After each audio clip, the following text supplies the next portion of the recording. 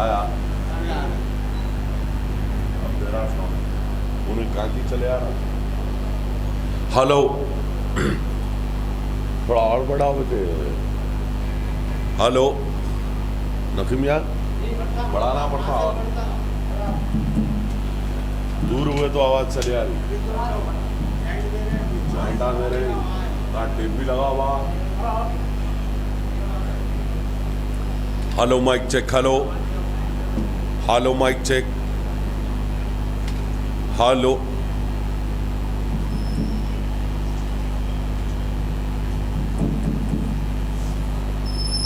Hello mic check 1 2 3 hello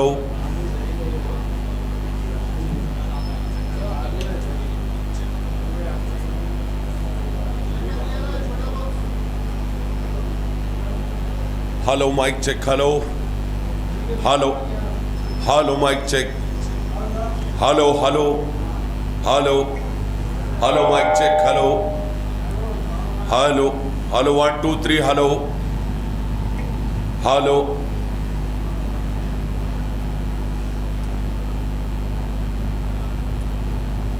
थोड़ा ये बढ़ता गया इधर के डब्बे का इसका देगा समझ लो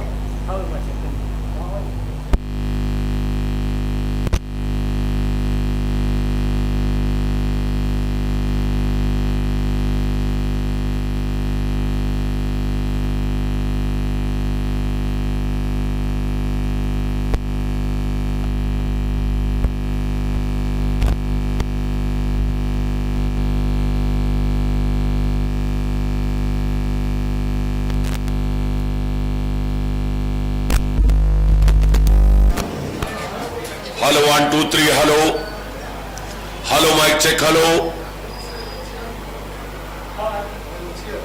mic check hello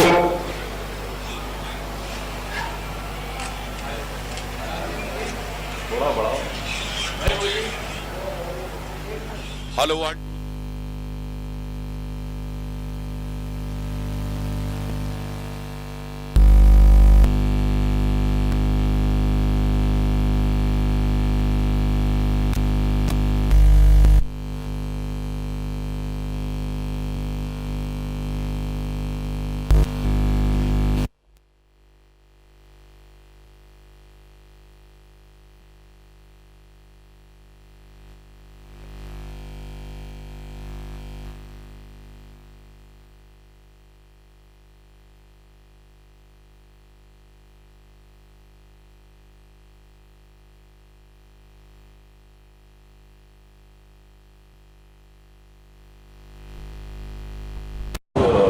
hello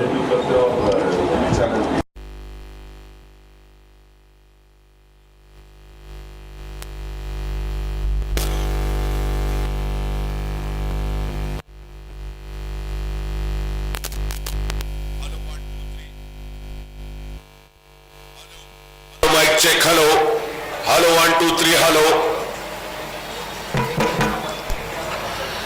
1 2 3 hello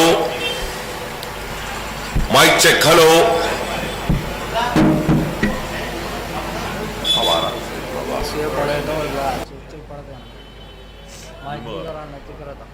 इधर उधर हो गया बोलते ही गई आवाज हेलो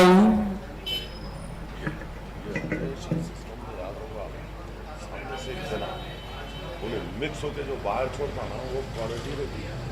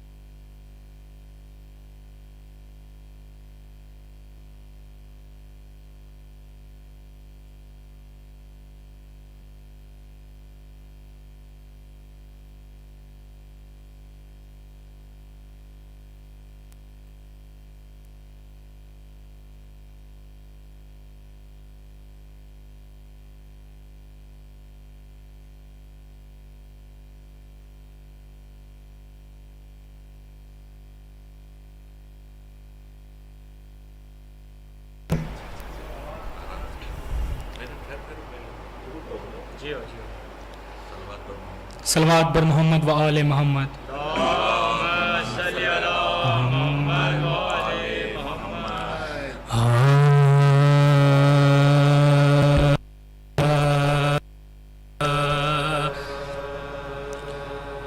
اس خون کے رونے کو یہی بات بڑی ہے، اس خون کے رونے کو یہی بات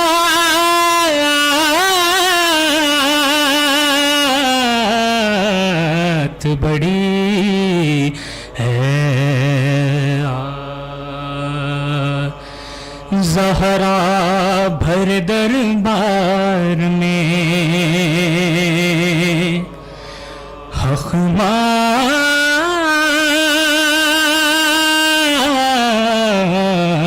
رہی ہے.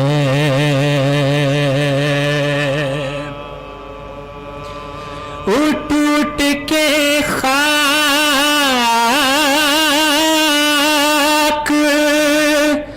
اڑاتی ہے جو بن میں،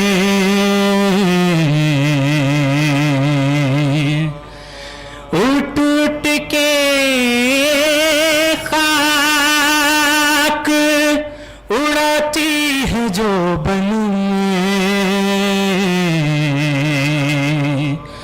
شاید علی اصغر کو بہن ڈھونڈ رہی ہے.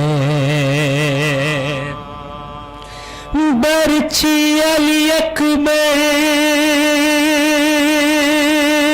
تیرے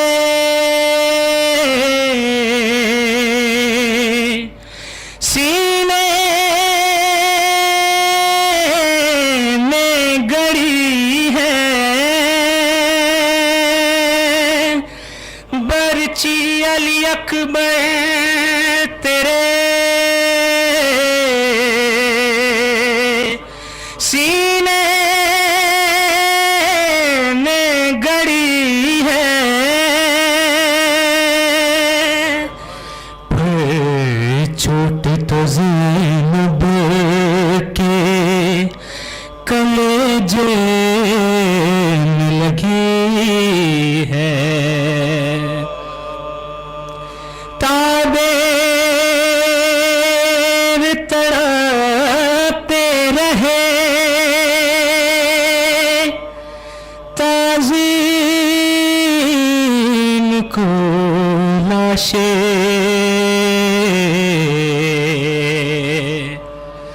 تعظیم کو لاشیں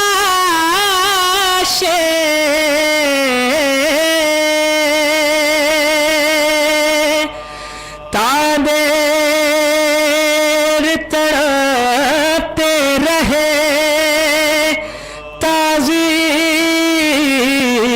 کو لاشیں.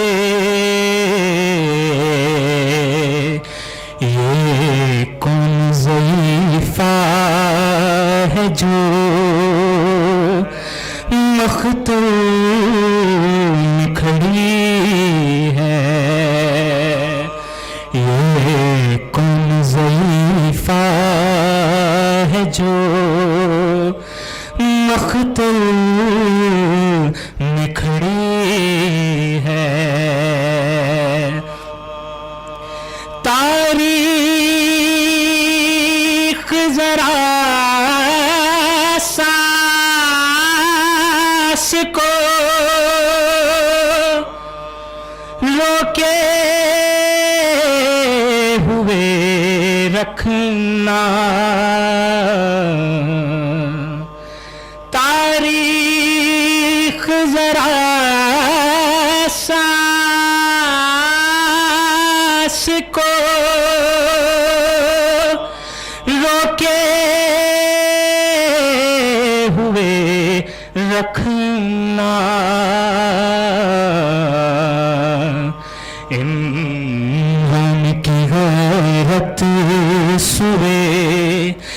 دربار چلی ہے،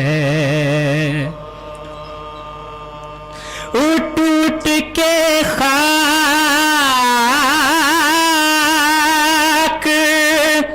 اڑاتی ہے جو بننے،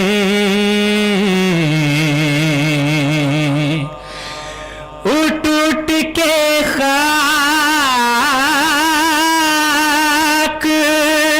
اڑاتی ہے جو بننے،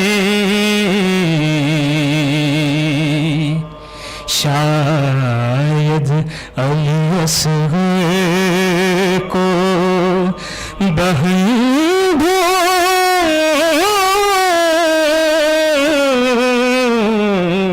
ڈھونڈ رہی ہے،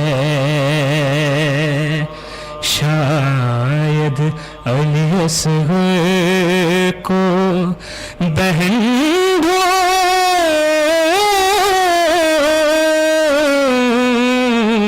ڈھونڈ رہی ہے، اس خون کے رونے کو یہی بات بڑی ہے۔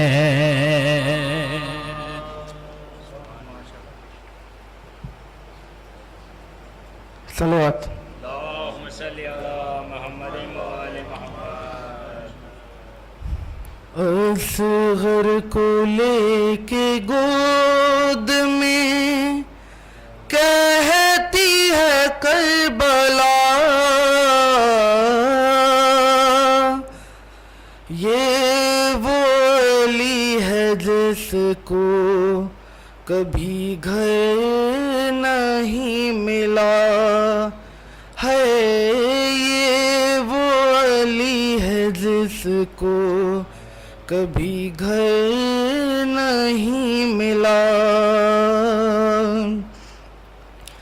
6 ماہ کے غریب مسافر کو سونپ کے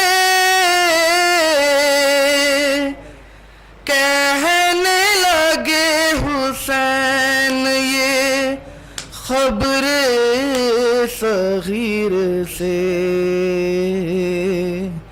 رکھنا ذرا خیال میرے تشنا کام کا، یہ وہ علی ہے جس کو کبھی گھر نہیں ملا ہے، یہ وہ علی ہے جس کو کبھی گھر نہیں ملا، مادر یہ بین کرتی تھی دل میں ہے یہ کسک، سغرا تمہاری گود سے آغوش خبر تک، موت نے کہیں رکنے نہیں دیا، یہ وہ علی ہے جس کو کبھی گھر نہیں ملا ہے، یہ وہ علی ہے جس کو کبھی گھر نہیں ملا، گلیوں میں شہر کوفہ کی بازار شام میں شیری کے گئے کبھی کبھی دربار شام میں، مرنے کے بعد بھی علی اصغر سفر میں تھا، یہ وہ علی ہے جس کو کبھی گھر نہیں ملا ہے، یہ وہ علی ہے جس کو کبھی گھر نہیں ملا، ننھے سے سر کو یاس سے بس تکتے رہتے تھے، پھر کون رو کے سید سجاد یہ کہتے تھے، میں وہ علی ہوں جس کا بھرا گئے اجڑ گیا، یہ وہ علی ہے جس کو کبھی گھر نہیں ملا، ہے یہ وہ علی ہے جس کو کبھی گھر نہیں ملا، جانے لگا وطن جو غریبوں کا کارواں، مڑ مڑ کے کہتی جاتی تھی ایک خالی گود ماں، رکھیو سنبھال کر اسے عرض نینوا، یہ وہ علی ہے جس کو کبھی گھر نہیں ملا، ہے یہ وہ علی ہے جس کو کبھی گھر نہیں ملا، گلیوں میں شہر کوفہ کی بازار شام میں، شیری کے گھر کبھی کبھی دربار شام میں، مرنے کے بعد بھی علی اصغر سفر میں تھا،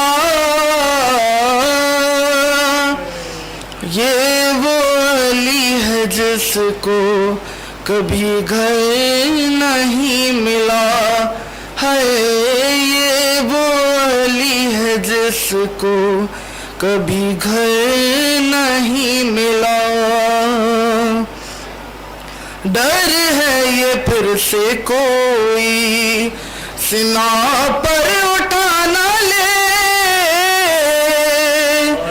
لپٹا ہوا ہے اب بھی وہ سینے سے باپ کے، رو رو کے کہہ رہی ہے تکلم یہ کربلا، یہ وہ علی ہے جس کو کبھی گھر نہیں ملا، ہے یہ وہ علی ہے جس کو کبھی گھر نہیں ملا،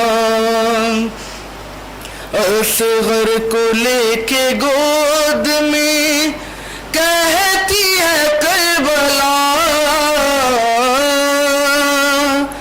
یہ وہ علی ہے جس کو کبھی گھر نہیں ملا، ہے یہ وہ علی ہے جس کو کبھی گھر نہیں ملا۔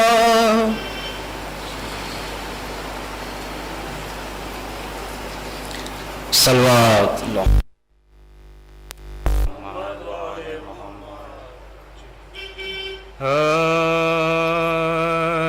رو رو کہتی تھی بانو اے دکھیا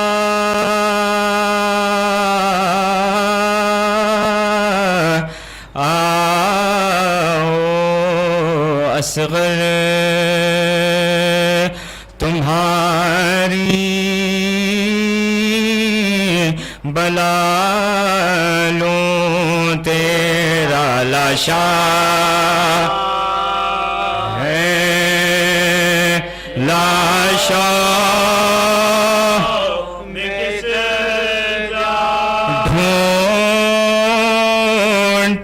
تمہیں میرے جانی ہو کہاں میرے یوسف ثانی پیاس میں تم نے پایا نا پیاس میں تم نے پایا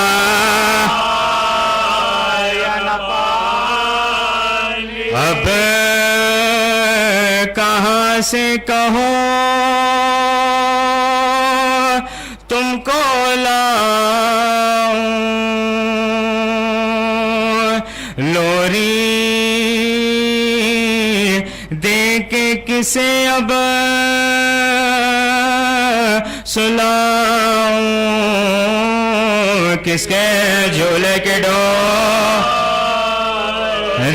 کس کے جھولے کے ڈورے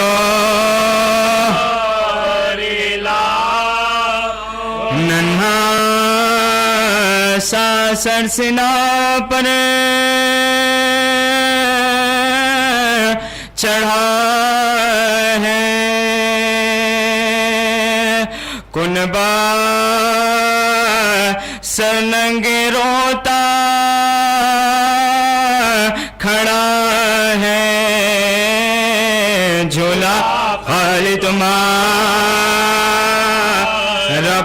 جھولا خالی تمہارا پڑا ہے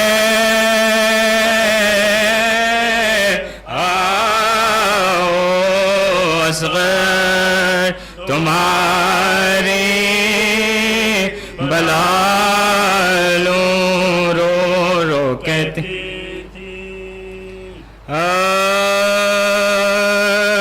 ہائے کس بے کس و مظلوم کا یہ ماتم ہے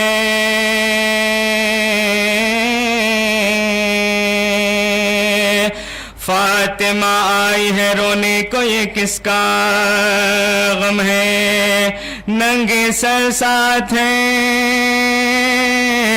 ہرے بھی عجب عالم ہے رونے والوں سے جاب تو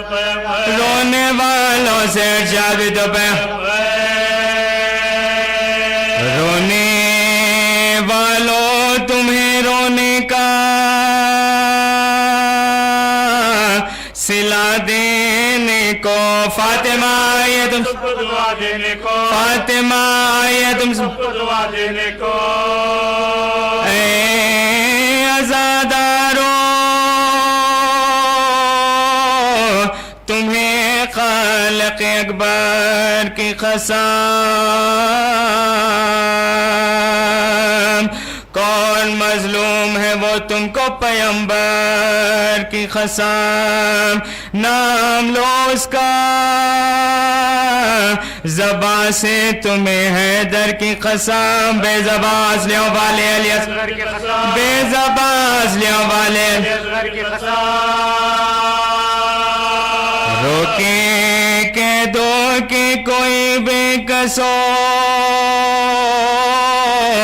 مغموم نہیں جز حسین ابن علی اور کوئی مظلوم نہیں جز حسین ابن علی اور کوئی مظلوم نہیں یہی مظلوم مدینے کا ہے رہنے والا ایک سیدانی نے فاخوں میں جسے تھا پالا نیر برجے امامت کا یہی ہے حالہ ایک بے گز وزدہ میں ایک بے گز وزدہ میں فلک صبح سے عصر تلک گھر کو لٹایا اس نے مر گئے سب تو گلا اپنا کٹایا اس نے مر گئے سب تو گلا اپنا کٹایا اس نے شبیں ہفتوں سے ہوا بندے سی پر پانی،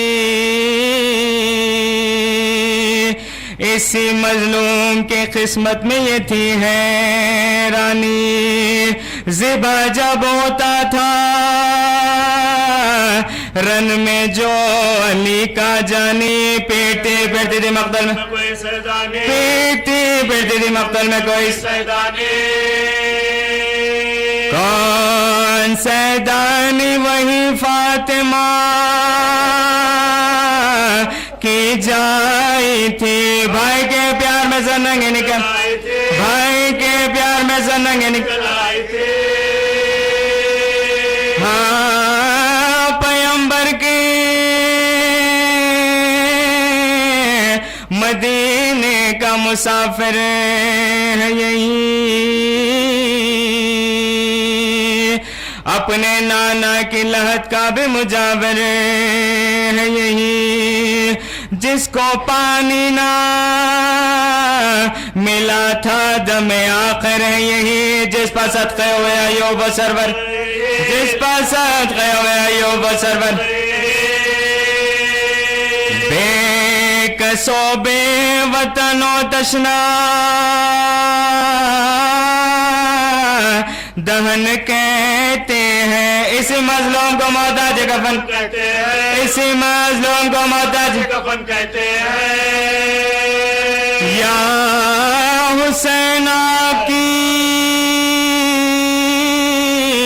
مظلومی و غربت کے نثار، سر کو کٹوا دیا کہ شان سے ہمت کے نثار، تہے خنجر بھی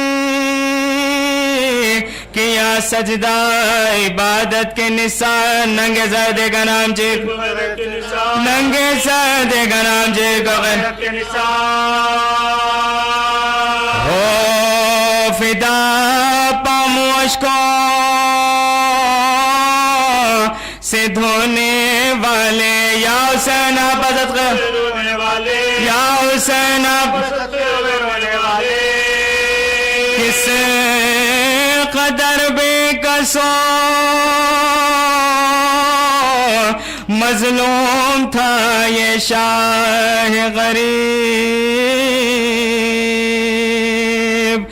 نہ کفن چھوٹے سے سید کو ہوا اس کو نصیب، سر کو کٹوائے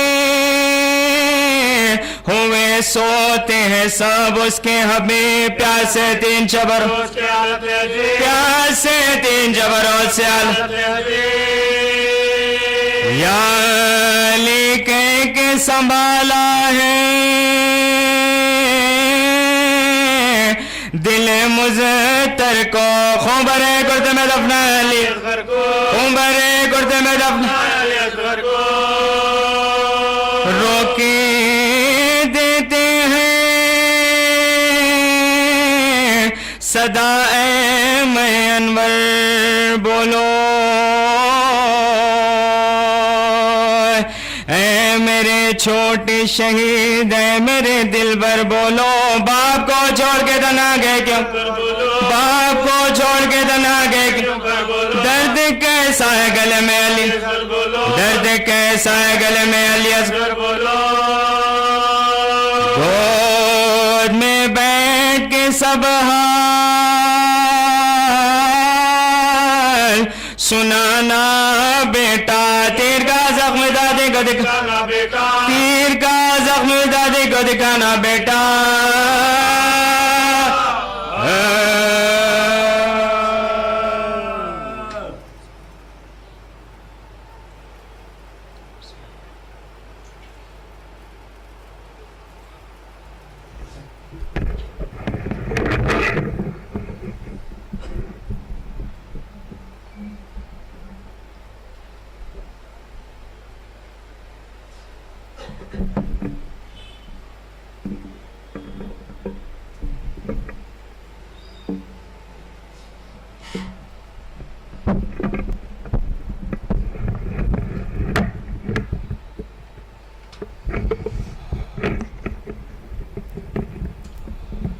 فاتحہ۔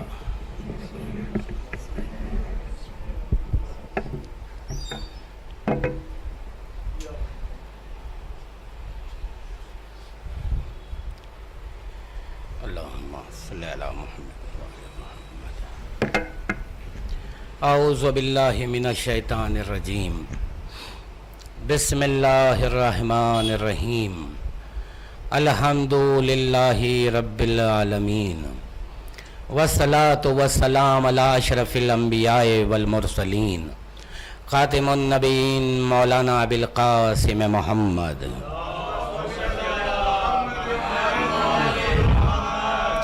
وعلى اہل بیتہ الطیبین الطاہرین المعصومین المظلومین ولعنۃ اللہ علی اعدائہم اجمعین اما بعد فقد قال اللہ تبارک و تعالی فی کتابہ الحکیم بسم اللہ الرحمن الرحیم قل لا اسألکم علیہ اجرا الا المودۃ فی القربى صلوات.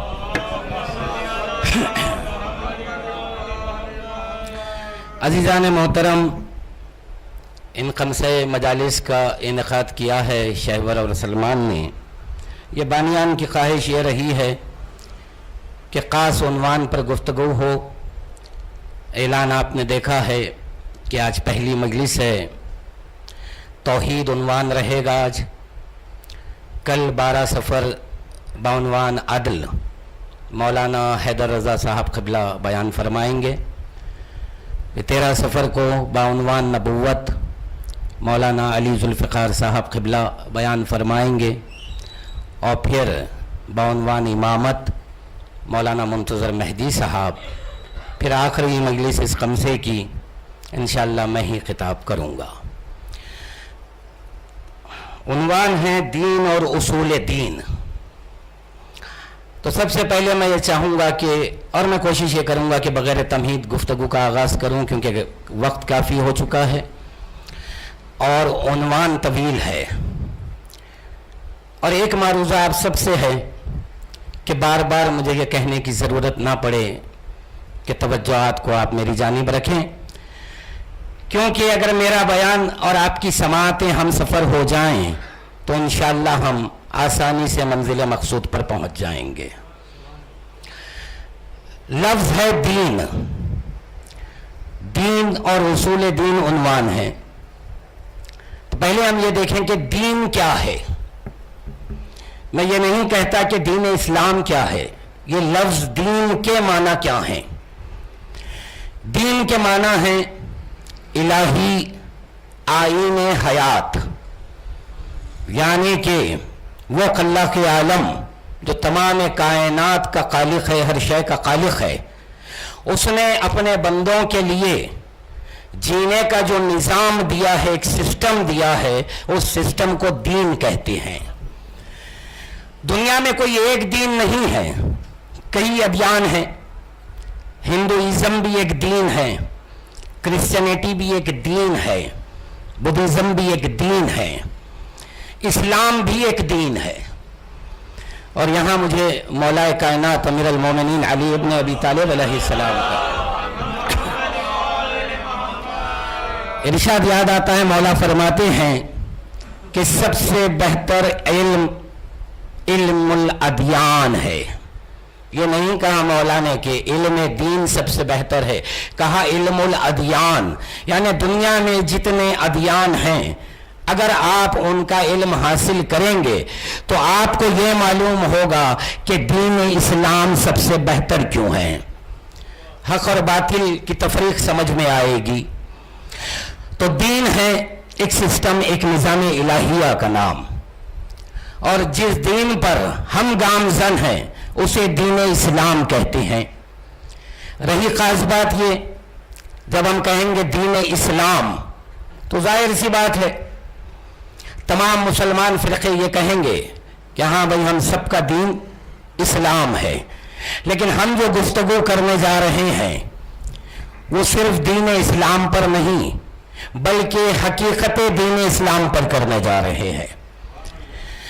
کہ بھائی دین اسلام میں تو 73 فرقے ہیں جیسا رسول اللہ کا ارشاد ہے، 73 ہوں گے، لیکن اس میں سے ایک ناجی ہوگا. تو سوال یہ ہے کہ ہم ناجی فرقے میں ہے یا نہیں، یہ بھی ہمیں پہچاننا ہے. تو جو ناجی فرقہ ہوگا وہی اصل دین ہوگا اور اسی کو ہم دین اسلام مانیں گے. اب سوال یہ ہے کہ پہچانے کیسے ہم کہ یہ کون سا دین ہے جو ناجیہ فرقہ ہے؟ تو ہم قرآن ہی سے پوچھ لیں کہ جب اللہ نے تبلیغ دین ختم ہوئی رسول اللہ کی تو ایک اعلان کیا سورہ مائدہ کی آیت نشان 3 میں، وہ فرماتا ہے الیوم اکملت لکم دینکم واتممت علیکم نعمتی ورضیت لکم الاسلام دینا، آج دین مکمل ہو گیا، نعمتیں تمام ہو گئی، میں تمہارے دین اسلام سے راضی ہو گیا۔ سوال یہ ہے کہ یہ اعلان اللہ نے کب کیا تکمیل دین کا؟ کہ جب رسول اللہ نے، یہ اہل سنت کے حوالے بھی موجود ہیں اس کے لیے، کہ جب یوم غدیر رسول اللہ نے مولا کی ولایت کا اعلان کیا، من کنت مولا فہذا علی مولا، جیسے ہی یہ کہا تو یہ آیت لے کر جبرائیل آ گئے کہ اے حبیب خدا آج دین مکمل ہو گیا۔ تو اب اس آیت سے پتہ یہ چلا کہ جس فرقے میں علی ولی اللہ ہوگا وہی دین اسلام اور وہی حقیقت اسلام ہوگا۔ صلوات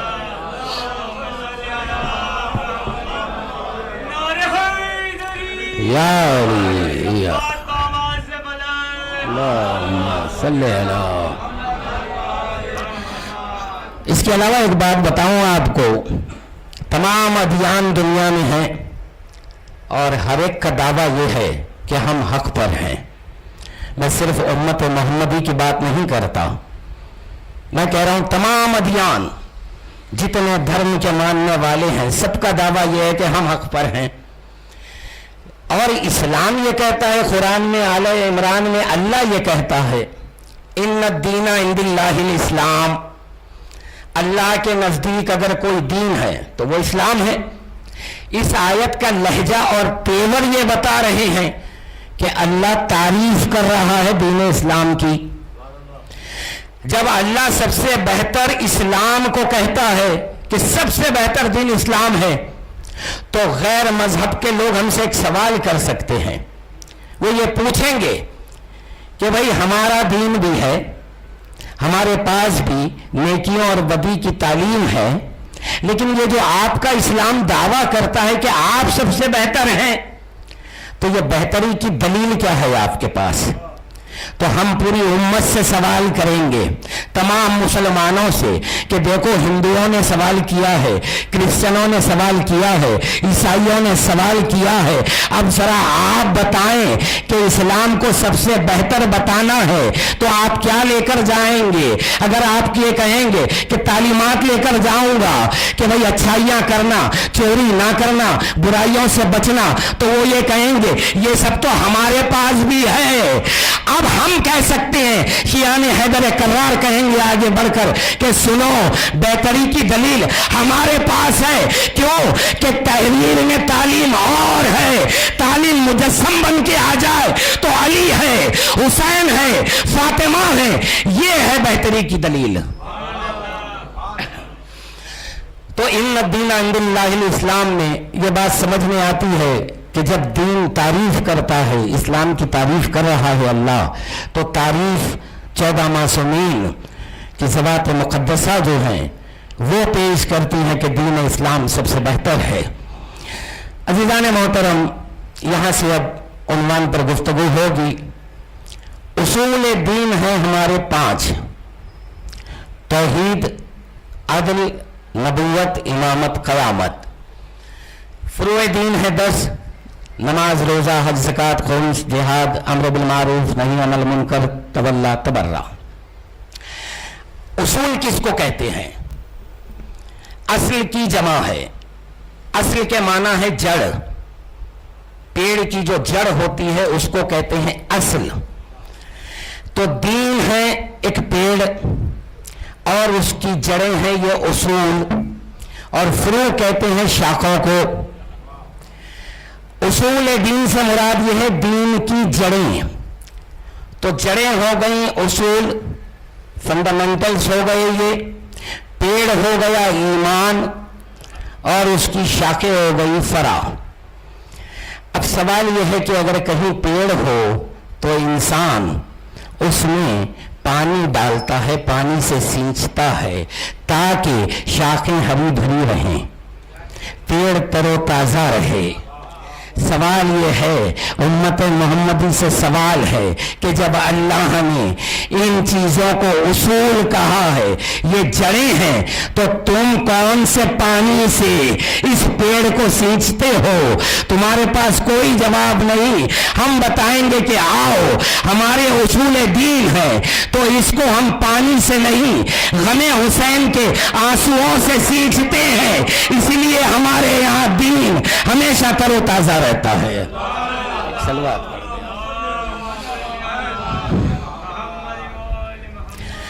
ہیں۔ جی، آج گفتگو ہے توحید پر۔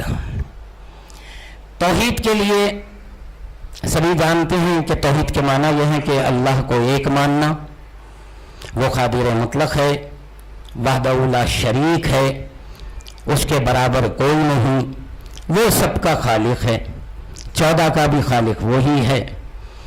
امام سے پوچھا گیا کہ مولا یہ بتائیں، جب ہم اللہ کو واحد کہتے ہیں تو اس کا مطلب کیا ہے؟ تو امام نے کہا کہ یاد رکھو اے مفضل کہ جب تم کہو کہ اللہ واحد ہے تو ذہن میں تمہارے 2 باتیں رہنی چاہیے۔ ایک یہ کہ اس کی کوئی شبیہ نہیں ہے اور اس کی کوئی نظیر نہیں ہے۔ دوسری یہ بات ذہن میں رہنی چاہیے کہ وہ تقسیم نہیں ہوتا، نہ عقل میں نہ وہم میں۔ تو پتہ یہ چلا کہ واحد کے معنی یہ ہے کہ وہ وحدہ لا شریک ہے اور اس پر ایمان رکھنا ہے، اسی کا نام توحید ہے۔ لیکن یہ منزل بڑی دشوار ہے، کہنے کو جملہ آسان ہے کہ ہم بڑی آسانی سے کہتے ہیں بچوں سے کہ دیکھو اللہ ایک ہے، وہ سب کا مالک ہے، لیکن یہ اسے ماننا ہے جو نظر نہیں آتا۔ سوال یہ ہے کہ ماننے کے لیے کوئی نظر آئے تو آپ مانیں گے؟ اب کمال توحید یہ ہے کہ مشاہدے میں وہ نہ کل کسی کے آیا تھا نہ کل آنے والا ہے۔ اچھا ٹھیک ہے بھائی، علم سے بصیرت سے کیا فکر کر کے اسے ہم تصور میں لا سکتے ہیں؟ تو قرآن کی آیت کہتی ہے، حدیث رسول ہے، اقوال معصومین ہے، وہ یہ فرماتے ہیں کہ اللہ اگر تصور میں بھی آ جائے تو وہ تمہاری عقل کی مخلوق بن جائے گا۔ اللہ اکبر کیسے کہو گے؟ تو پتہ یہ چلا کہ اب اس ذات پر ایمان لانا ہے کہ جو نظر بھی نہیں آتا، تصور میں بھی نہیں آتا۔ ایک بات بتا دوں آپ کو کہ دنیا میں ہر شے کی ایک رفتار ہے، سب سے اعلیٰ رفتار نور کی مانی گئی ہے، تمام سائنسدانوں نے مانا ہے اسے، لیکن اس سے بھی اعلیٰ جو رفتار ہے وہ انسانی عقل کی فکر کی ہے۔ آپ ایک لمحے میں آنکھ بند کر کے چاہے آپ اپنی فکر سے پہنچ سکتے ہیں، لیکن یہ فکر بھی کہیں نہ کہیں جا کے محدود ہے۔ کیوں محدود ہے؟ کہ آپ تصور وہی کریں گے جو آپ جانتے ہیں۔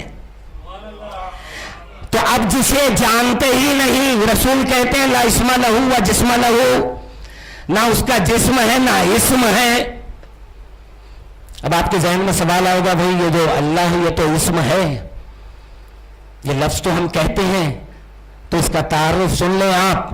8ویں امام علی رضا علیہ السلام کا خطبہ ہے۔ امام فرماتے ہیں، جب سائل نے یہ پوچھا کہ مولا یہ بتائیں کیا یہ لفظ اللہ اس ذات کا اسم ہے؟ امام نے کہا کہ نہیں، اس کا نہ کوئی اسم ہے نہ کوئی جسم ہے۔ تو کہا کہ پھر جب ہم اللہ کہتے ہیں تو اس کا مطلب کیا ہے؟ تو امام نے یہ کہا کہ اللہ ایک لفظ ہے جو اس کی ذات کے لیے مشتق کر دیا گیا، یہ وہ اسم نہیں جو اس کی ذات کو تمہاری اخلاق میں روشن کرے، بلکہ یہ وہ لفظ ہے تمہاری محتاجی کو دور کرتا ہے کہ جب تم یہ چاہتے ہو کہ تم اپنے خالق کو آواز دو تو اللہ کہہ کر آواز دے لینا، وہ سن لے گا، لیکن یہ وہ لفظ نہیں جو اس کی ذات کا اسم ہو۔ اب دیکھیں آپ کتنی مجبوری آ گئی یہاں پر انسان کے لیے کہ وہ جو لفظ ہے وہ بھی اصل اسم نہیں ہے، کیونکہ اگر اسم ہوتا تو نوجوانوں کو بتا دوں کہ اسم کا بھی اپنا ایک لازمہ ہے جناب، इसम के माना नाम। दुनिया में कोई इल्म बगैर नाम के शुरू नहीं होता। आप साइंस पढ़ लें, सोशल स्टडीज पढ़ लें, कोई सब्जेक्ट पढ़ें आप, जब तक नाम नहीं होगा इल्म का आगाज नहीं हो सकता। नाम क्यों रहता है? इस्म इसलिए रहता है कि इस्म के दो लाजिमे हैं। एक कि जो मुसम्मा है उसको तुम्हारी अखलों पे रोशन करता है। बात नहीं पहुंची है, बच्चों के लिए बता दो। इस्म का लाजिमा है मुसम्मे को तुम्हारी अक्ल पे रोशन करना। जैसे कि अब ये इस्म है मिंबर, इसका इस्म है, नाम है, मेरी जबान पे नाम है, उसका मुसम्मा ये लकड़ी का ढांचा है। पता ये चला कि ये मुसम्मा है, इस्म मिंबर है। अब अगर आप बाहर खड़े हो और अगर मैं ये कहूं कि भाई हैदर भाई ने बड़ा अच्छा मिंबर बनाया है, तो आपके मेरे सामने ये मिंबर नहीं होगा, लेकिन अक्ल में ये आ जाएगा। तो पता ये चला कि इस मुसम्मे को अक्ल में लाता है। अब मेरी बात समझ में नहीं आती कि 99 अस्मा अल्लाह के कुरान में लिखे गए हैं। 1400 साल से मुसलमान ये कहता है, देखो 99 नाम है अल्लाह के, वो रहमान है, रहीम है, फरीद है, वहीद है, हन्नान है, मन्नान है। सवाल ये है कि उसमें से मुझे कोई एक नाम तो बता दे कि जो मैं जबान पे लाऊं वो मेरी अक्ल में आ जाए। देखिए बड़ी दुश्वार मंजिल से हम गुजर रहे हैं समझने के लिए। तौहीद समझना है, ये खुश्क मौजू है, इल्मी मौजू है ये। भाई इस्म ऐसा है ही नहीं उसका कि जो उसकी जात को तुम्हारी अखलों पे रोशन कर दे। मैं इंशाअल्लाह अभी आगे बताऊंगा फिर ये अस्मा क्यों है। लेकिन सवाल यही बाकी है कि ना वो तसव्वुर में आता है, अक्ल में नहीं आता, मुशाहिदे में नहीं आता, उसका कोई नाम नहीं है, मगर मानना है उसको। और अगर नहीं माना तुमने तो समझिए गर्क हो गए, जहन्नम मस्कन बन गया। बहुत लाजिम है, बल्कि कुरान की एक आयत ये कहती है और मुश्किल पैदा कर दी अल्लाह ने यहां पर। अब आयत में अल्लाह ये कहता है, अगर कोई मुझे एक मानता है और बगैर दलील मानता है तो उसका एक मानना बेकार। यानी देखें आप कितनी दुश्वार बात है तौहीद, कि उसे मानना है जो नजर नहीं आता, और मानना भी दलील के साथ है। ये नहीं कि जबानी इकरार कर लें कि कोई एक है। अगर आप एक कहें और कोई आपसे ये पूछ ले गैर मुस्लिम कि भाई आपने तौहीद का ऐलान किया है, ला इलाहा इल्लल्लाह कहा है, तो जरा कोई दलील दे दो। अब अगर आप नहीं दे सके तो दावा तौहीद झूठा आपका। चलिए एक मिसाल देकर आसान कर दूं गुफ्तगू को। भाई अगर मैं आपसे ये कहूं कि मैं यूरोप गया था, वहां पर मैंने एक मुसव्विर को देखा, बड़ा फनकार है ये मुसव्विर। कुछ दिन मैंने उसकी तारीफें की कि बहुत बड़ा फनकार है, बड़ी अच्छी तस्वीरें बनाता है। तो आप सुनते रहेंगे सुनते रहेंगे सुनते रहेंगे, एक दिन कहेंगे कि अफंदी साहब बहुत दिनों से आप तारीफ कर रहे हैं, अरे वो मुसव्विर आखिर है कौन, उसकी शक्ल सूरत क्या है, उसे तो बता दें आप। तो मैं ये कहूंगा नहीं, मुश्किल है उसका आना, वो अब इस दुनिया में नहीं रहा। तो ये आप ये कहेंगे ठीक है आपका दावा अपनी जगह, लेकिन अब हम उसकी तारीफ इसलिए नहीं कर सकते क्योंकि हमारे पास कोई दलील नहीं है। तो मैं ये कहूंगा अच्छा रुक जाएं आप। वो मुसव्विर ने एक तस्वीर बनाई थी, वो तस्वीर जब मैं आपके सामने रखूंगा तो आप ये कहेंगे वो जो भी था बड़ा फनकार था। क्यों? ये तस्वीर बता रही है ये उसका शाहकार है। तो मुसव्विर की तस्वीर देखकर मुसव्विर पर ईमान आता है। तो आए अल्लाह, कोई ऐसा भी है दुनिया में जिसे देखकर तुझ पर ईमान आ जाए। एक सलवात पढ़ दें बाबा से।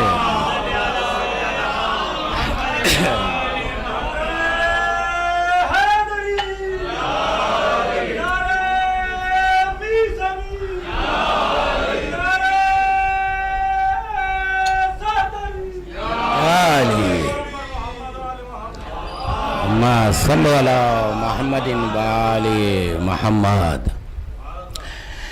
تو اب اگر وہ نظر نہیں آ سکتا تو اس کا کمال تو نظر آ جائے. کیوں؟ اچھا یہ تقاضا کیوں ہے؟ کیونکہ انسان کا خالق وہی ہے، انسان کی فطرت کا خالق وہی ہے، فطرت کے تقاضوں کا خالق وہی ہے، ہماری سوچ کا خالق وہی ہے. اور انسانی فطرت میں یہ بات ہے کہ وہ کسی بھی بات پر یقین تو کر لیتا ہے، اطمینان اس وقت تک نہیں ملتا جب تک آنکھوں سے نہ دیکھ لے. یہ تقاضا ہم نے اسی نے رکھا اور وہی یہ کہتا ہے غیب پر ایمان لاؤ. تو اب لازم ہو گیا تھا اس کے لیے بھی کہ وہ اپنی عظمت کی کوئی دلیل دنیا میں رکھے جسے دیکھ کر اس پر ایمان لائیں ہم. آئیے اب آغاز کرتا ہوں. وہ دلیل تو آگے میں دوں گا ابھی. اب سوال یہ ہے کہ امت محمدی 1400 سال سے ایک کلمہ پڑھتی ہے اور کلمے میں کہتے ہیں اشہد ان لا الہ الا اللہ. بہت توجہ اس پر. 2-4 منٹ علمی خشکی رہے گی، لیکن انشاءاللہ بات آپ کے ذہنوں تک پہنچ گئی تو آپ دعائیں دیں گے. 1400 سال ہو گئے اسلام کو آئے ہوئے. پہلی منزل پر رسول اللہ نے کہہ دیا قولوا لا الہ الا اللہ وتفلحوا، لا الہ الا اللہ کہو فلاح پا جاؤ. اب اس کے بعد اس کی گواہی رسول دلواتے ہیں انسان سے جو نظر نہیں آتا. آپ کیا گواہی دیتے ہیں؟ اشہد ان لا الہ الا اللہ، میں گواہی دیتا ہوں کہ کوئی اللہ نہیں الا اللہ، سوائے ایک اللہ کے. وہ سب کہیں گے ہاں یہی ہے ترجمہ، لیکن نہیں، اتنا آسان نہیں ہے یہ ترجمہ. میں نے علماء سے دریافت کیا، جید علماء سے سوال کیا، شیعہ سنی دونوں علماء سے کیا، کیونکہ مسئلہ تھا توحید کا. توحید کو تو وہ بھی قائل ہیں، ہم بھی قائل ہیں. یہ اور بات ہے توحید پڑھتے ہیں، دلیل وہاں نہیں ہے، دلیل ہم دیتے ہیں. میں نے سوال کیا صرف کلمہ توحید پر، اور یہ میری جستجو تھی، سمجھنا چاہتا تھا میں. کیوں کہ جب میں نے دیکھا کہ ہم سے رسول کہلواتے ہیں اشہد ان لا الہ الا اللہ، تو میں نے ترجمہ لفظی دیکھا ہے. ترجمہ مرادی نہیں لیا میں نے جو عام طور پہ ہوتا ہے کہ کوئی معبود نہیں سوائے ایک اللہ کے. یہ نہیں ہے ترجمہ اس کا. ترجمہ آج سنیں آپ. اشہد کے معنی ہے مشاہدہ. اللہ اکبر، بہت توجہ. اشہد کا مطلب ہے میں گواہی دیتا ہوں. کون سی گواہی؟ آنکھوں دیکھی گواہی. آئی وٹنس اگر آپ ہیں اسلام میں کسی چیز کے تو آپ کو حق ہے اشہد کہنے کا. آپ اس وقت تک اشہد کہہ نہیں سکتے جب تک آپ نے مشاہدہ نہیں کیا ہے. نہیں، حدیث رسول ہے کہ اگر کسی نے کسی چیز کا مشاہدہ نہیں کیا اور وہ شے کے لیے اگر یہ شخص اشہد کہے گا تو یہ جھوٹا ہے. تو بغیر دیکھے اگر کوئی کسی بات کے لیے اشہد کہہ دے تو وہ جھوٹا. 1400 سال سے محمد سے لے کے آج تک ہر مسلمان کہتا ہے اشہد ان لا الہ الا اللہ. میں گواہی دیتا ہوں. کون سی؟ آنکھوں دیکھی. ذرا کسی مسلمان سے پوچھیں، آپ سے سوال ہے، آپ نے اللہ کو دیکھا ہے کیا؟ جب اللہ کو دیکھا ہی نہیں، دیکھ ہی نہیں سکتے، دیکھنا نہیں، دیکھ ہی نہیں سکتا انسان، تو پھر یہ گواہی کیسے دے رہا ہے؟ اللہ اکبر. بھئی آپ کہہ رہے ہیں اشہد ان لا الہ الا اللہ، پورے مسلمان کہہ رہے ہیں اشہد ان لا الہ الا اللہ. میں نے ایک صاحب سے پوچھا، انہوں نے کہا نہیں بات ایسی نہیں ہے، اشہد کے معنی تصدیق کے ہیں، یعنی دل سے راضی ہو جاؤ. میں نے کہا یہ کہا کس نے؟ بولے نہیں وہ ایسے ہی عقیدہ رکھنا چاہیے. میں نے کہا کہ میں وہ عقیدہ نہیں رکھنا چاہتا جو عقلیں بناتی ہیں، میں وہ عقیدہ رکھتا ہوں جو حجتیں بناتی ہیں. چاہے قرآن ہو یا اخوال معصومین ہو. تو میں نے کہا کوئی قول میں بتا دیں, آپ آیت میں بتا دیں, حدیث میں بتا دیں کہ جو بات آپ کہہ رہے ہیں کہ اشد کے معنی ہے کہ صرف دل سے راضی ہو جانا, مشاہدہ لازمہ نہیں ہے. تو انہوں نے کہا کہ نہیں میں نہیں بتا سکتا. میں نے کہا میں یہ بتا سکتا ہوں لغت سے کہ اشہد کا تقاضۂ عین یہ ہے کہ مشاہدہ لازمی ہے. اب مسلمانوں سے اگر کوئی یہ سوال کر لے آج کہ بھئی تمام باتیں جانے دیں, کون بہتر کون کمتر, پہلے اپنا کلمہ تو درست کر لیجئے آپ. بھئی آپ کہتے ہیں میں گواہی دیتا ہوں, آنکھوں دیکھی گواہی, اور آپ نے اللہ کو دیکھا نہیں, کوئی دعویٰ نہیں, خود محمد مصطفیٰ کا دعویٰ نہیں, نہ علی کا دعویٰ ہے کہ اللہ کو دیکھا ہے, نہ انہوں نے اللہ کو دیکھا, نہ آپ نے اللہ کو دیکھا, اور آپ گواہی دیتے ہیں اتنی بڑی جھوٹی گواہی کہ میں آنکھوں دیکھی گواہی دیتا ہوں کہ اللہ ایک ہے. دشوار ہے نا, میں جانتا ہوں, دقت ہے سمجھنے میں, لیکن دیکھیے ہم لوگ در اہل بیت سے وابستہ ہیں, ہم بے وارث قوم نہیں ہیں, ہمارے وارث ہیں.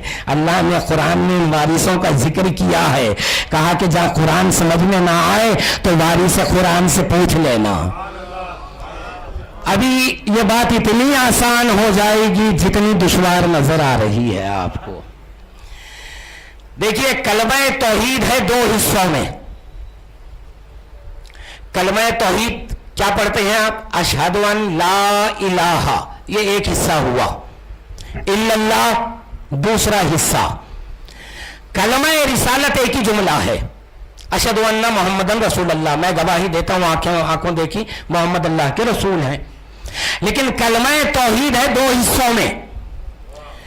میں آنکھوں دیکھی گواہی دیتا ہوں لا الہ, نہیں ہے کوئی اللہ سوائے ایک اللہ کے. تو یہ جو قاعدہ آیا ہے اس کلمے میں, اس کو عربی میں کہتے ہیں نفی اور اثبات. یعنی پہلے آپ کسی کی نفی کرنا, مائنس کرنا, اس کے بعد کسی کی عظمت کا اقرار کرنا. تو اب بات سمجھ میں آئی یہاں پر کہ یہ جو اشہد ہم کہہ رہے ہیں آنکھوں دیکھے والی بات, یہ اللہ کے لیے نہیں کہتے ہم, بلکہ اس کے لیے کہتے ہیں جسے دیکھا. اللہ نظر آیا مگر ہم کہہ رہے ہیں لا الہ, یہ سب کچھ ہے مگر اللہ نہیں ہے. میں اور بات قریب کر دوں کہ تمام مسلمانوں میں یہ شیعہ فرقہ سب سے الگ ہے توحید کے معاملے میں, خاص طور پر کیونکہ سب کے پاس آپ جائیں کہیں بھئی لا الہ الا اللہ, وہ کہیں گے ہاں. بھئی آپ نے کس کی نفی کی؟ سب یہ کہیں گے جھوٹے معبودوں کی نفی کی, بتوں کی نفی کی, قوتوں کی نفی کی, سورج کی نفی کی, چاند کے خدا ہونے کی نفی کی, آگ کے خدا ہونے کی نفی کی. اچھا تو ان چیزوں کی نفی کر کے آپ اس کا اس بات کر رہے ہیں جو ان چیزوں کا خالق ہے. تو آپ کا معیار نفی کیا ہے؟ معیار نفی سے معیار اس بات معلوم ہوگا.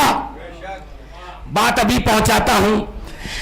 بھئی اگر کوئی شاعر کی میں تعریف کر رہا ہوں, بڑے عظیم شاعر ہیں, اب مظہر الحق صاحب بیٹھے, میں یہ کہوں گا یہ بڑے اچھے شاعر ہیں, ٹھیک ہے, ایک نفی کروں گا میں جو عام طور پہ یہ جملہ سبھی استعمال کرتے ہیں کسی نہ کسی کے لیے, کسی نہ کسی منزل پر عام جملہ ہے. اگر میں یہ کہوں گا چار ایسے افراد کو دکھا کر, نہ جو اردو جانتے نہ شعر کہنا جانتے ہیں, جاہل مطلق ہیں, اس کے بعد میں کہہ رہا ہوں ارے بھائی شاعر یہ لوگ نہیں, شاعر مظہر صاحب ہیں.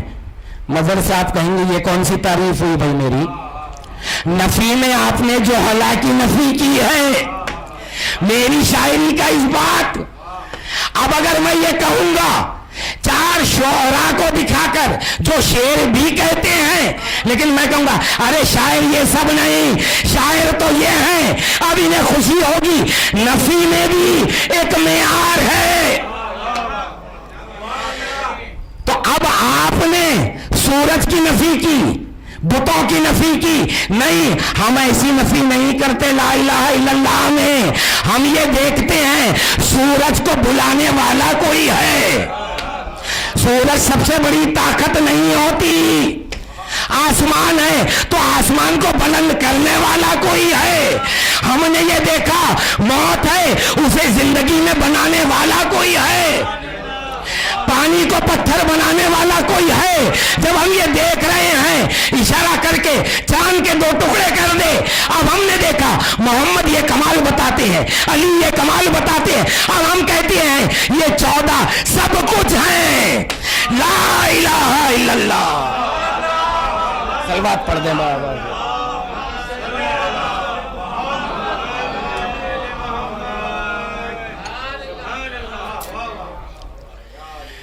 तो सबकी नफी में किसकी नफी हम कर रहे हैं?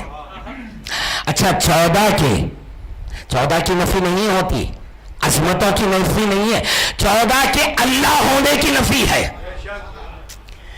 कि इनमें उलूहियत तो नजर आई है, अल्लाह की ताकतें नजर आई हैं, अल्लाह के काम इन्होंने ही किए हैं, मगर अशहदु अन ला इलाहा इल्लल्लाह ला कहकर हम नफी करते हैं इनके अल्लाह होने की। अच्छा हुजूर, एक वाकया आपने कई बार सुना है फजीलत में मौला की, लेकिन मौला असल में सिफ़ीन में मालिक अश्तर को फजीलत नहीं सुना रहे थे अपनी, बल्कि यही कलमा तौहीद समझा रहे थे। 18वां दिन था जंग सिफ़ीन का, जब मौला ने मालिक अस्तर से ये कहा कि जंग का आगाज यूं होगा कि मैं मामने से हमला करूंगा, तुम मैसरे से हमला करना, और अंजाम ये होगा कि जब कल्ब लश्कर में हम आएंगे तो हमारी तलवारें बोसा देंगी। आपने रवानी से सुन लिया, मौला जंग के आगाज में जंग का अंजाम बता रहे हैं कि ये होने वाला है, और हुआ वही। जब ये हो गया, मालिक अस्तर मौला को छोड़कर खैमे में आए आराम करने के लिए, मौला को मैदान में छोड़कर, देखकर आंखों से कि मौला मैदान में है, आप खैमे में आए। जैसे खैमे का पर्दा हटाया तो मौला जो है तलवार पे से खून साफ कर रहे थे। अब जो कैफियत तारीखें बयान करती हैं कि मालिक अस्तर घबराते हुए, कांपते हुए, पसीना जा रहा है, मौला के सामने अदब से बैठ गए, कहते कुछ नहीं। मौला का एक जुमला है, क्या समझ रहे थे मालिक? मौला बता रहे हैं। मौला ने कहा मालिक दिल में जो ख्याल आया मिटा दो। नहीं जोर, ये बेशक फजीलत में कहा मौला ने, वो बात जरा समझने की है। मालिक अस्तर आपके मेरे जैसा कोई मामूली मोमिन नहीं है, वो 10 दर्जों में से एक है जिसको सनद दी गई, जिसको सनद दी गई है। वो ऐसा क्या सोच रहा था अली के मुताल्लिक? मौला कहते हैं दिल में जो ख्याल आया मिटा दो। अच्छे ख्याल के लिए तो नहीं कहेंगे ना मिटा दो। अब बताया कि मालिक याद रखो, जो मुशाहिदे में आ जाए वो अल्लाह नहीं, जो मुशाहिदे में आ जाए वो अल्लाह नहीं, और जो महदूद हो जाए वो अली नहीं।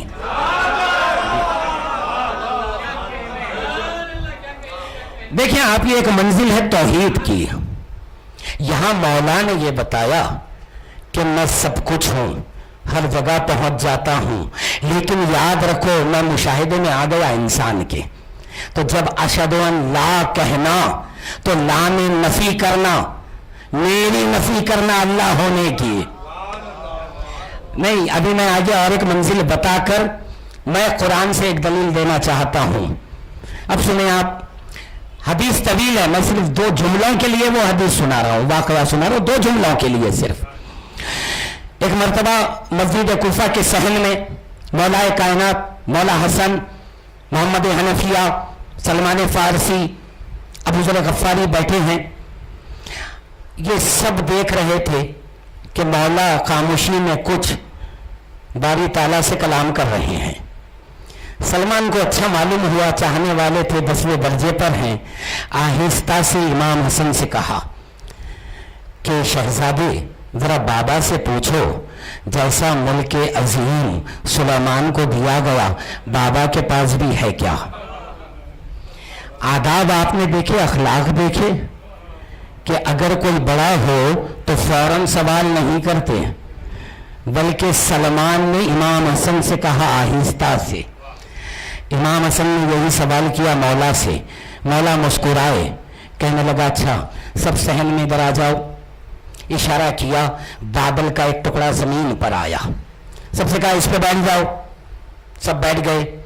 اب یہ بدلی لے کر فضا میں چلنے لگی. ایک مقام پر آئے، وہاں پر ایک شہر نظر آیا.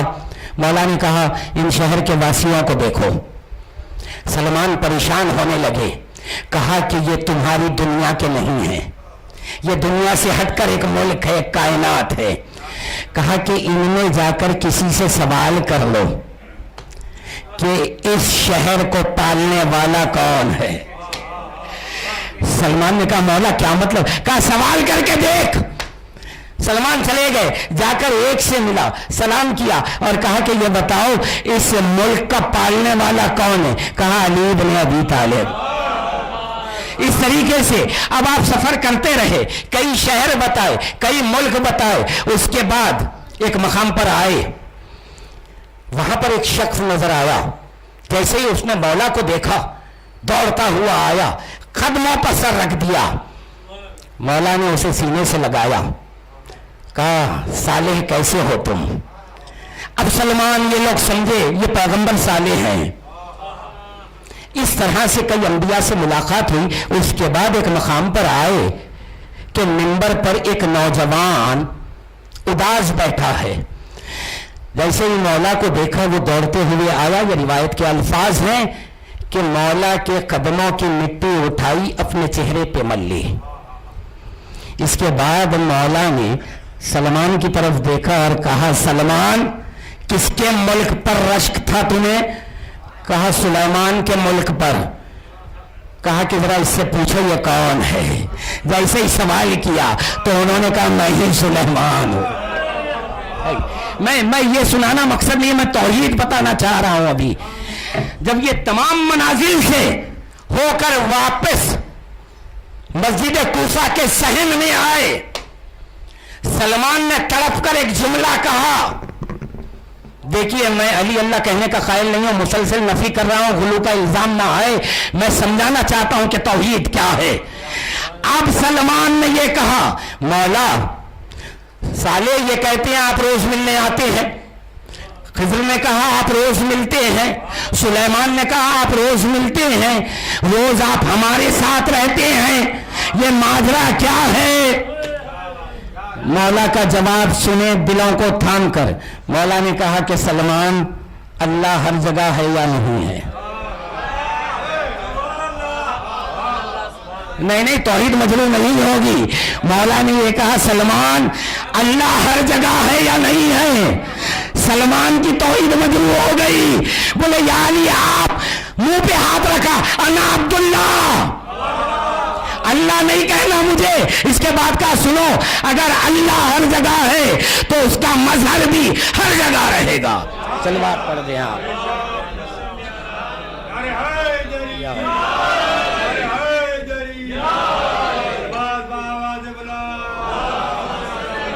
محمد.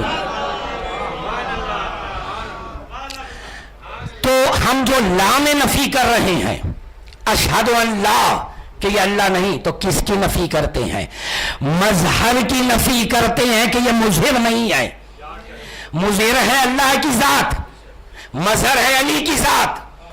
تو ہم اشہد ان لا الہ میں کہتے ہیں کہ علی مظہر ہے اللہ کا مگر اللہ نہیں ہے. حضور اب ایک لفظ آیا ہے اسی گفتگو میں، لفظ مشہود. مشہود کے معنی ہے کہ جس کی گواہی دی جا رہی ہے عالم میں. مشہود کے معنی ہے جس کی گواہی پورے عالم میں دی جا رہی ہے. شاہد کے معنی ہے گواہی، مشاہدہ دیکھنا، اشہد گواہی دینا، شہادت گواہی، شاہد کہتے ہیں گواہ کو، مشہود کہتے ہیں جس کی گواہی دی جا رہی ہے. اب توحید میں تو ہم اللہ کی گواہی دیتے ہیں نا, تو ہم نے یہ سمجھا کہ اللہ مشہود ہوگا, لیکن جب قرآن میں میں دیکھا تو مشہود کوئی اور نظر آیا. پہلے ایک دلیل دے دوں آپ کو. رسول اللہ نے ایک وقت مولا کائنات کو دیکھا, مسکرا کر کہا, اے علی تم رات اور دن کے درمیان کا وہ وقت ہو کہ جب رات بھر کا تڑپتا ہوا مریض آرام کی نیند پا لیتا ہے. تو رسول اللہ نے مولا کو تشبیہ دی وقت فجر سے. ٹھیک ہے. پانچویں امام سے جب ایک راہب نے سوال کیا تھا, مشہور واقعہ سب جانتے ہیں, میں لفظ مشہور سمجھانا چاہتا ہوں. پانچویں امام سے اس نے سوال کیا تھا کہ آپ امت مسلمہ میں سے ہیں, مجھے اتنا بتا دیجئے کہ وہ کون سا وقت ہے جو نہ رات کا حصہ ہے نہ دن کا حصہ ہے. تو پانچویں امام نے کہا تھا وہ وقت فجر ہے. اس کے بعد ایک جملہ کہا تھا, کہا کہ وہ وقت فجر مومنین کے لیے خاص الخاص ہے. اب جب پانچویں امام نے یہ کہا کہ وہ وقت مومنین کے لیے خاص الخاص ہے, تو میں تلاش کرنے لگا کہ وہ وقت قرآن میں ہے یا نہیں ہے. تو سورہ ہود کی آیت ملی, اللہ کہتا ہے اِنَّ قرآن الفجر کانا مشہودا, یہ جو فجر کی ساعت ہے یہ مشہود ہے.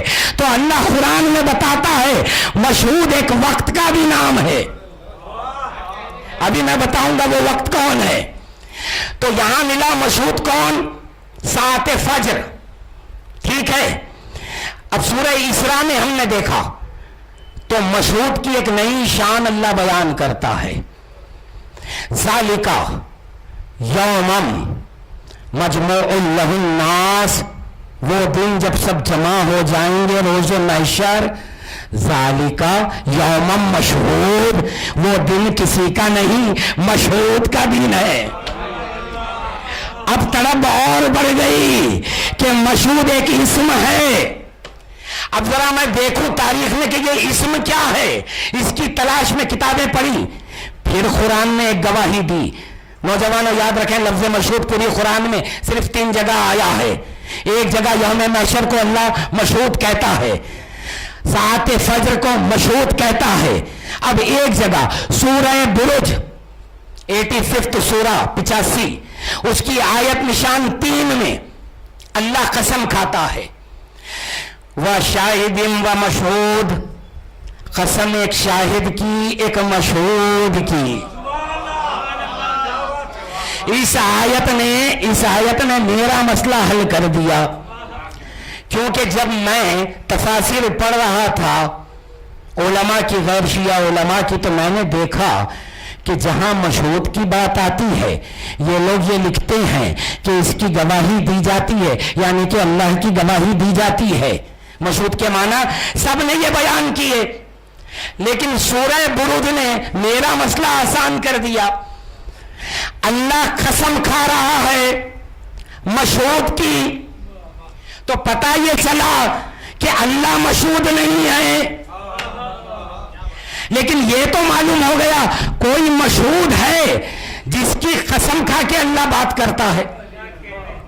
ابھی بتاؤں گا مشہود کون ہے, قول سے بتاؤں گا, خطبے سے بتاؤں گا. لیکن قسم کا ایک قانون ہے کہ دنیا میں کوئی بھی انسان اگر کسی کو کوئی بات پر یقین دلانے کے لیے, اپنی بات منوانے کے لیے قسم کھاتا ہے, تو کسی شے کی اگر قسم کھائے تو وہ شے کا عظیم ہونا ضروری ہے. جیسے کوئی بات منوانے کے لیے میں کہوں قرآن کی قسم, تو قرآن آپ کے لیے بھی عظیم, میرے لیے بھی عظیم ہے نا, کہ بات پر یقین آ جائے. لیکن اگر کسی شخصیت کی قسم کھاؤں تو اس شخصیت کا میرا عزیز ہونا ضروری ہے. یعنی میں یوں کہوں گا میرے بچوں کی قسم, تو فوراً آپ یقین کر لیں گے نہیں بھائی اپنے بچوں کی قسم جھوٹی نہیں کھا سکتا. کیوں؟ کیونکہ بچے عزیز ہیں اسے. اب اللہ قسم کھا رہا ہے ایک شاہد کی, ایک مشہود کی. وہ کون ہے مجھے نہیں معلوم, مگر جو بھی ہے وہ اللہ کو اتنا عزیز ہے کے لیے اتنا عظیم ہے. اب میں نے جب ڈھونڈا تو ایک خطبہ ملا مولا کائنات کا. مسجد کوفہ کے منبر سے مولا کہتے ہیں انا الساجد انا المسجود انا العابد انا المعبود انا الشاہد انا المشہود. تلوار پڑھ دیا.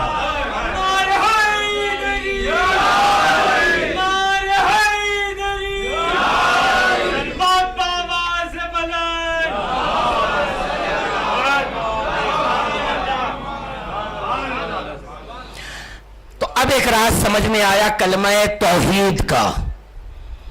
اب دیکھیں آپ ناز کریں اپنے وجود پر, دعائیں دیں ماؤں کو, شکر بھیجیں اللہ کا کہ ایسی قوم میں پیدا کیا ہے کہ جس کی توحید اتنی درست ہے. الحمدللہ یہ توحید پر, عقیدہ توحید پر امت محمدی میں سوائے آپ کے کوئی ناز نہیں کر سکتا. آئیے جب آپ کہتے ہیں اشہد ان لا الہ الا اللہ, تو لا میں کس کی نفی کی آپ نے؟ 14 میں خصوصیت کس کو حاصل ہے مشہود کے لفظ کے اعتبار سے؟ مولا کائنات کو. تو اب پتہ یہ چلا کہ کلمہ توحید کا مشہود علی,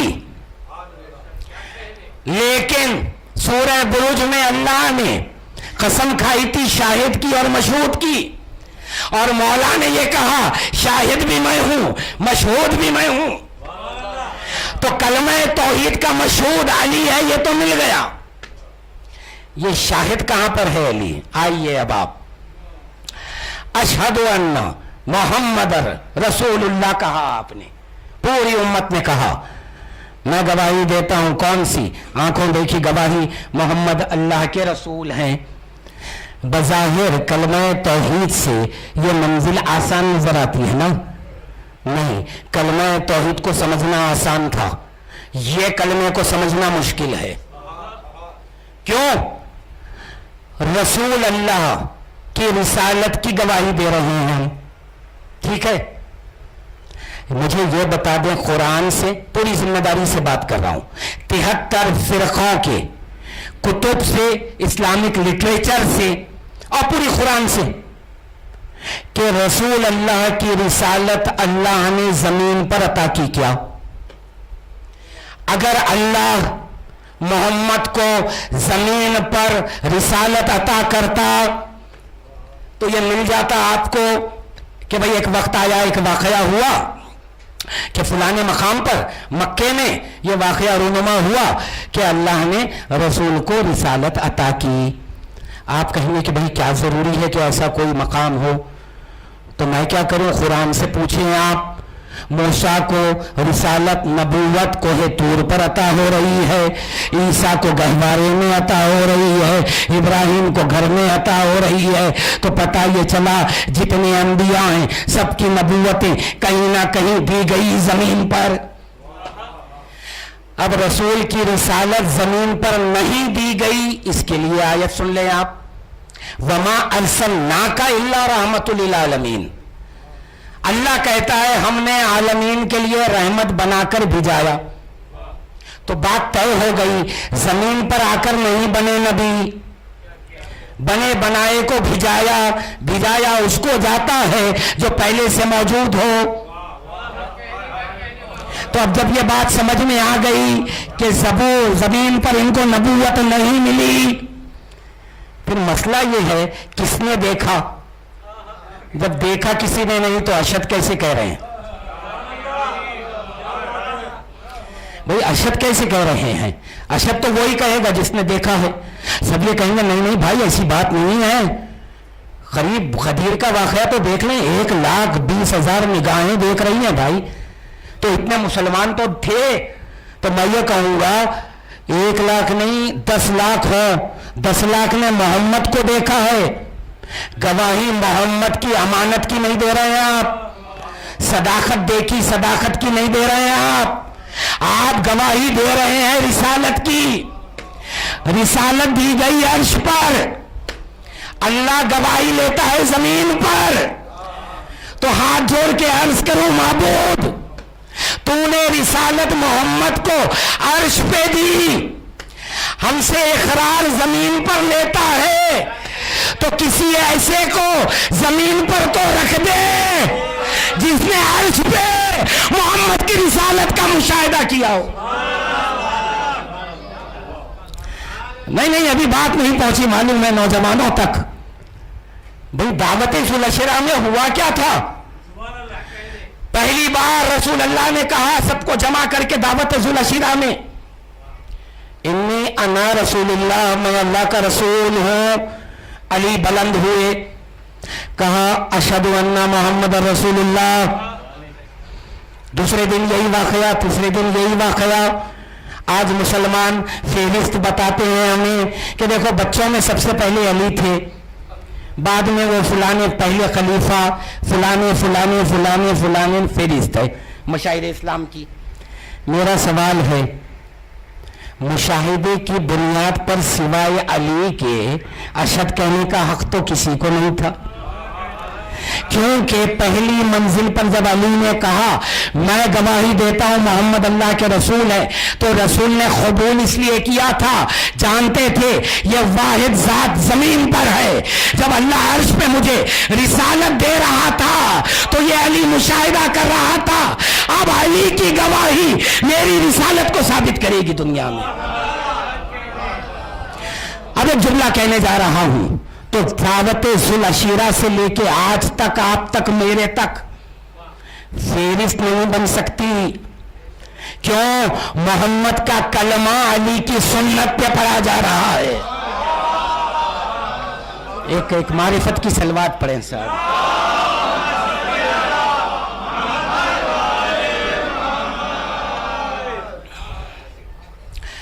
یعنی کہ آج بھی مسلمان علی کو نہیں مانتے ہوئے دل سے تب بھی علی کی سنت پہ عمل کر رہا ہے.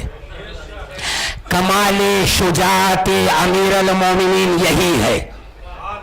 در خیبر اکھاڑنا یہ کوئی کمال نہیں ہے علی کا. علی کی ذات کے سامنے در خیبر کچھ نہیں. شجاعت علی یہ ہے کہ ایک مرتبہ کہہ دیا دعوت ذوالعشرہ میں گواہی دیتا ہوں محمد رسول ہے.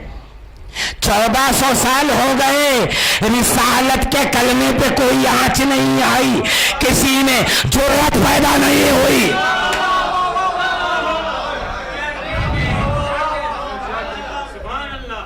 علی کی ولایت پہ سب بات کریں گے لیکن محمد کی رسالت پہ کیوں؟ علی نے سپر بن کے کہہ دیا میں کہتا ہوں. آج تک سب مان لیں کتنا خوف ہے علی کا. خوف خیبر خندق احد میں نہیں تھا، پورے عالم پہ آج تک چھایا ہوا ہے خوف. کوئی یہ نہیں کہہ سکتا نہیں محمد اللہ کے رسول نہیں ہے. گواہی کا نہیں، علی نے گواہی دی ہے. تو اب بات سمجھ میں آئی کہ مولا نے کیا کہا تھا، ان الشاہد و ان المشہود. تو مطلب کلمہ توحید میں مشہود ہیں علی، کلمہ رسالت میں شاہد ہیں علی.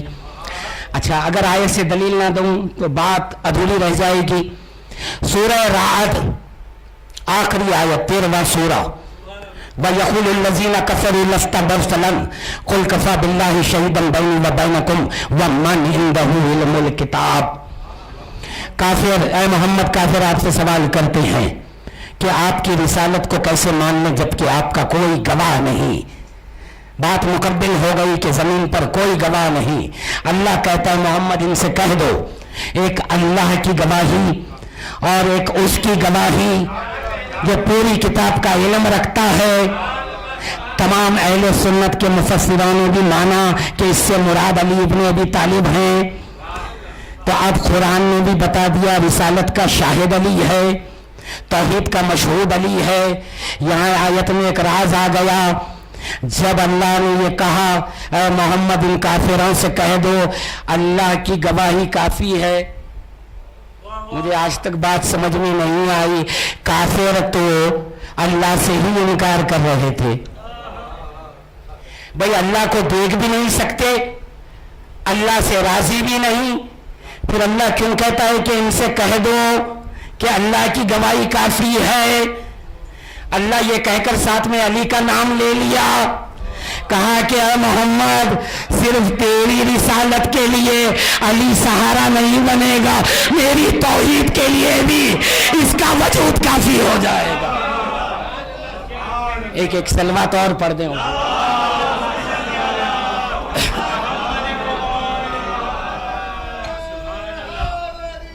یا علی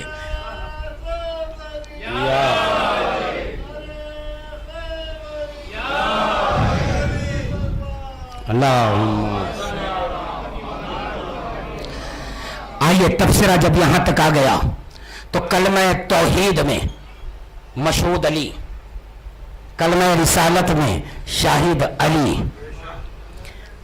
اب سوال یہ تھا کہ پوری امت غیر مسلمان ہم سے ایک سوال کر سکتے ہیں کہ بھئی بات تو اچھی ہے، آپ نے دلیل بھی دے دی، یہ بھی سمجھ میں آ گیا کہ توحید کے کلمے میں نفی ہے ایک ذات کی، ٹھیک ہے، محمد کی رسالت میں ایک شاہد ہے، ٹھیک ہے، لیکن یہ بات سمجھ میں نہیں آتی ہے مسلمانوں، یہ علی کون ہے کہ جس کی بات پر توحید بھی پڑھی جا رہی ہے، رسالت بھی پڑھی جا رہی ہے، تو اس کا بھی کوئی مرتبہ کوئی مقام ہے نہیں ہے اسلام میں؟ تو ہم کہیں گے آئیے میدان غدیر میں اللہ نے ایک اہتمام کیا ہے، علی کی ولایت تو عرش پہ بھی دی تھی، مگر ولایت کا دوسرا اہتمام زمین پر یوں کیا کہ 1,20,000 نگاہوں کے سامنے اب رسول نے کیا کہا، من کنت مولا ہو فہذا، یہ حاضہ بتا رہا تھا مشاہدہ کرو۔ تو علی کی ولایت کا اعلان صرف اعتقاد پر نہیں، مشاہدے کے ساتھ بھی ہے۔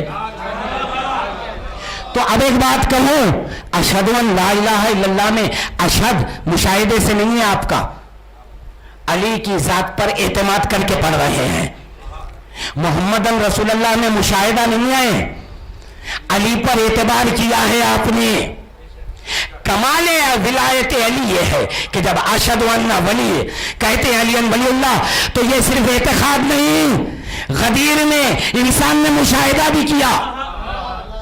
مگر تشنگی ہے اب، اور اہم سوال اب ہے، بھئی سن 40 ہجری مولا کائنات کی شہادت کے بعد 21 رمضان کے بعد 22 رمضان کو جو مسلمان گھرانوں میں بچے پیدا ہوئے ان کے لیے تو علی بھی نہیں ہے آنکھوں کے سامنے۔ 40 ہجری سے آج آپ تک میرے تک علی تو نہیں ہے ہمارے سامنے، لیکن یہ پورا تبصرہ یہ ثابت کر رہا تھا کہ اگر لا الہ الا اللہ کہنا ہے، محمد رسول اللہ کہنا ہے، تو ذات علی کا مشاہدے میں آنا ضروری۔ اور اب کلمہ تو مشاہدے سے صرف انہی لوگوں نے پڑھا۔ 40 ہجری کے بعد وہ مسلمان اور آج کے مسلمان، اب سب یہ کہیں گے بھائی آپ کا تبصرہ علمی صحیح، بہت اچھا، منطق صحیح، مگر بات یہاں ختم ہو گئی۔ کیوں کہ آپ کے سامنے علی کہاں ہے؟ کیونکہ آپ کے سامنے اگر علی نہیں تو اشہد ان لا الہ الا اللہ کہنا درست نہیں ہو سکتا۔ سوال تو معقول ہے حضور۔ دیکھیے کیا کرم ہے مولا کائنات کا۔ ایک بات بتاؤں، سب جانتے ہیں جواب سب کے پاس ہے، میں خالی آپ کے ذہنوں میں وہ جواب کو خرید کر رہا ہوں۔ علی مشاہدے میں نہیں آتے ہیں کیا؟ خاموش کیوں ہیں آپ کو یقین نہیں ہے کہ علی مشاہدے میں آئیں گے؟ نہیں، دیکھیے مومن پہ جب موت آتی ہے نا تو رسول بھی آ سکتے ہیں، حسین بھی آ سکتے ہیں، مگر ایک واحد علی ہے جس نے یہ کہا عمار ہر مرنے والا مجھے دیکھے گا۔ یہ علی کیوں آتے ہیں؟ اس لیے آتے ہیں اے میرے شیعہ میرے چاہنے والے، زندگی بھر اعتقاد سے تو نے گواہی دی ہے، آج مشاہدہ کر کے اپنے کلمے کی سند لے کے آگے بڑھ جا۔ اب جب علی کو دیکھیں گے تو ہم کہیں گے اشہد ان علی ولی اللہ، میں گواہی دیتا ہوں۔ کون سی؟ آنکھوں دیکھی گواہی۔ تو یہ جو مولا کا آنا ہے نا وقت آخر، یہ ایسے ہی نہیں آ رہے ہیں، آپ کے کلمہ توحید اور رسالت کی صداقت کے لیے آ رہے ہیں۔ ایک سلوات پڑھ دیں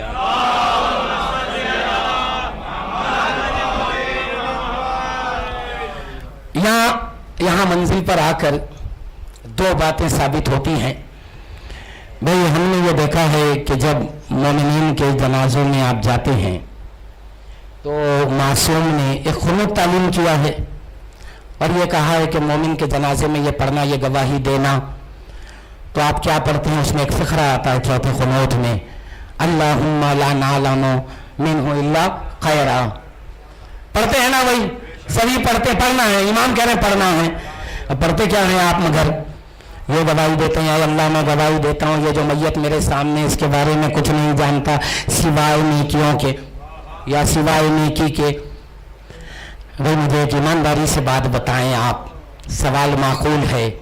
اگر کسی کی میت میں میں گیا، کسی کی نہیں، چلیے میں خود اپنی بات لے لوں، میری میت میں میرا کوئی دوست آ گیا، اب وہ یہ پڑھ رہا ہے تو زندگی میں مجھ سے بھی تو کچھ خطائیں ہوئی ہوں گی، گناہ تو ہوئے ہوں گے. اب اگر وہ ٹھہر کے یہ کہہ رہا میں گواہی دیتا ہوں کہ اس کے بارے میں کچھ نہیں الا خیرا سوائے نیکی کے، تو بھائی یہ جھوٹی گواہی ہو جائے گی نا. کائنات میں اہل بیت کے علاوہ کون ایسا بندہ ہے جس سے کوئی گناہ سرزد نہ ہو؟ پھر جب گناہ ہے تو یہ گواہی سچی کیسے بھائی؟ اچھا چلیے کوئی کہیں گے، جیسے کہ جواب ملا مجھے جب میں تحقیق کر رہا تھا، میں نے پوچھا کچھ بزرگوں سے، میں نے کہا یہ بتائیں کہ یہ گواہی سچی کیسے؟ انہوں نے کہا نہیں حدیث رسول ہے کہ مومن کے عیب چھپاؤ. تو میں نے کہا کہ بھائی رسول نے کہا مومن کے عیب چھپاؤ، بات صحیح ہے، ایک مومن کا عیب میں دوسرے مومن سے چھپاؤں گا، لیکن یہ گواہی میں کسی مومن کو نہیں دے رہا ہوں، اللہ کو دے رہا ہوں جس سے کچھ نہیں چھپا ہے.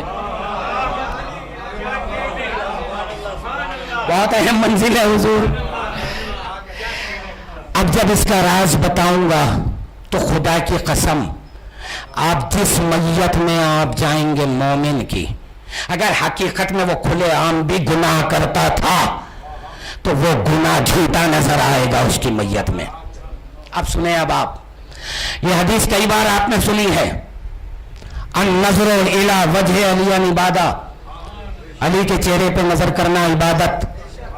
مگر مجھے یہ بتائیں کہ اسلام میں جب کبھی کسی عبادت کا حکم آیا تو اس کے ثواب کا بھی ذکر آیا، جیسے کہ فجر کی 2 رکعت نماز سردیوں کے موسم میں جو پڑھتا ہے تو اس کے لیے فلاں فلاں فلاں نعمتیں ہیں، ہے نا، ذکر ہے نا بھائی.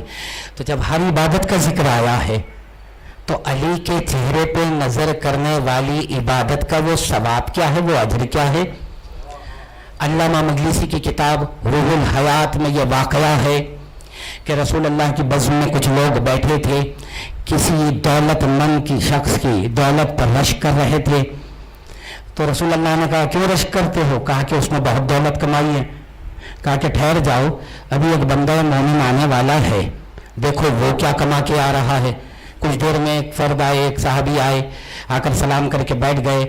تمام لوگ اس کی طرف متوجہ ہو گئے. رسول اللہ نے کہا کہ دیکھو یہی وہ ہے کہ جو بڑی دولت کما کے آ رہا ہے. سب نے، تمام اصحاب نے اس سے پوچھا یہ بتاؤ کیا کما کر آ رہے ہو؟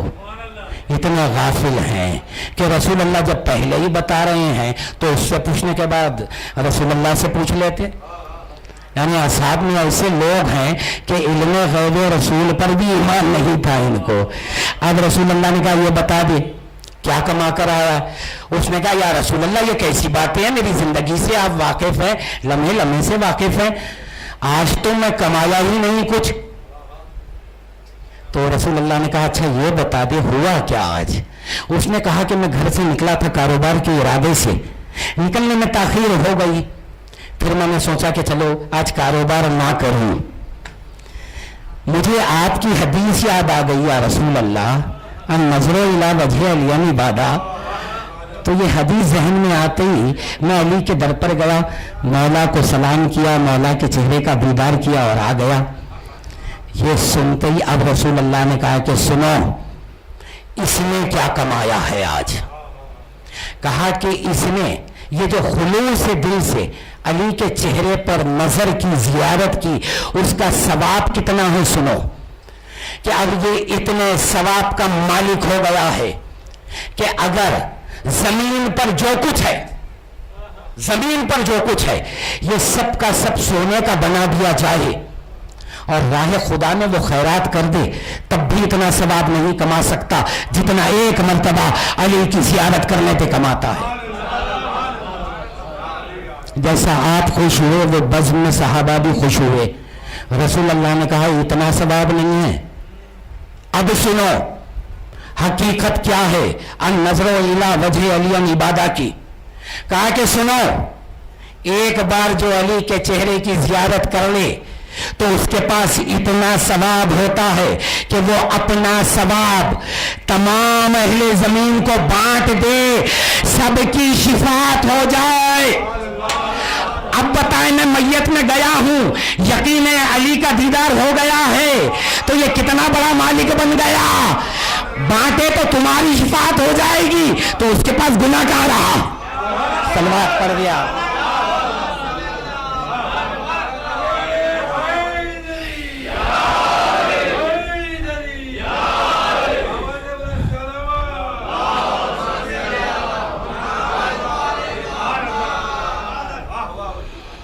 یہاں پر وہ آیت سمجھ میں آتی ہے، وَاعْبُدْ رَبَّكَ حَتَّى يَأْتِيَكَ الْيَقِينُ۔ اللہ کہتا ہے کہ اپنے رب کی عبادت یہاں تک کرو کہ تمہیں موت آ جائے۔ اس کی بھی تفسیریں پڑھی میں نے حضور، پھر میں نے دیکھا کہ 1400 سال میں پوری کائنات کے مسلمانوں میں کوئی ایسا دعویٰ کر سکتا ہے کہ بھائی جب مجھے موت آئے گی میں عبادت میں رہوں گا؟ کر سکتا ہے کوئی؟ کوئی نہیں کر سکتا۔ لیکن دعوے سے میں کہتا ہوں، میں خود آپ سب جتنے مومنین ہیں وقت موت عبادت میں رہتے ہیں۔ بھائی موت آئی، اجل آئی، علی آ گئے، رسول نے کہا النظر الی وجہ علی عبادہ، علی کے چہرے پہ نظر کرنا عبادت، تو وقت موت مومن عین عبادت میں رہتا ہے۔ اب آئیے مجھے بتائیے، میں شاہد پر گفتگو کر رہا تھا یہ منزل پہ لانے کے لیے کہ بھئی ہم نے علی کی زیارت کی، کیا کیا؟ مشاہدہ کیا نا، مشاہدہ کیا۔ عربی زبان میں شہید کس کو کہتے ہیں؟ شہید کے لفظی معنی ہے مسلسل گواہی، جو مسلسل گواہی میں رہے اس کو شہید کہتے ہیں۔ ہم نے علی کو دیکھا، آنکھیں بند کر لی تو علی حق ہے، حق کی گواہی کے ساتھ آنکھیں بند ہوئی، روحانی سفر کا آغاز ہو گیا تو ہم حق کی گواہی میں مسلسل ہو گئے، تو لغت کے اعتبار سے اب ہمیں شاہد نہیں شہید کہا جاتا ہے۔ اس لیے رسول کہتے ہیں من مات علی حب آل محمد فقد مات شہیدا۔ صلوات پڑھیں۔ تو حضور کلمہ توحید بغیر مولا علی کے آپ پڑھ ہی نہیں سکتے ہیں۔ جب تک علی دل میں نہ ہو تو لا کہنا ہی بیکار ہے آپ کا۔ اور یہی ہے، دیکھیے اکثر لوگ کہتے ہیں حسین نے توحید بچائی، توحید بچائی۔ ہاں وہ چند علماء نے اس لیے کہا کیونکہ وہ یہ راز کو جان گئے تھے شاید کہ توحید اسی کو کہتے ہیں جس میں ولایت علی ہو۔ ہم نے یہ کہا کہ بھئی لوگ گمراہ ہو رہے ہیں تو ہم سیدھا وہ لفظ کہہ دیتے ہیں، نہیں، کربلا ولایت علی کے لیے ہے۔ تو حضور اس ولایت کے تحفظ میں بھرا کنبہ حسین نے قربان کیا۔ عزادارو ہم یہ دیکھتے ہیں کربلا میں شہزادی زینب بھی ہیں، شہزادی ام کلثوم بھی ہیں، عباس بھی ہیں، علی اکبر بھی ہیں، لیکن دل کی نگاہوں سے کبھی کربلا دیکھیں عزادارو، آپ کو لگے گا کہ بچوں نے جو قربانی دی ہے بڑوں سے آگے نکل گئے۔ انہیں بچوں میں ایک بچہ ہے 6 مہینے والا علی اصغر۔ عزادارو مولا حسین کا ایک جملہ ہے، جب یہ کہا تھا نا چوتھے امام سے کہ جب جانا مدینہ تو میرے شیعوں کو میرا سلام کہنا، تو ساتھ میں یہ بھی کہا تھا کہ ان سے یہ کہنا میں نے انہیں اس وقت بہت یاد کیا جب علی اصغر کے لیے سوال آپ کر رہا تھا یہاں ایک جملہ کہا ہے امام نے.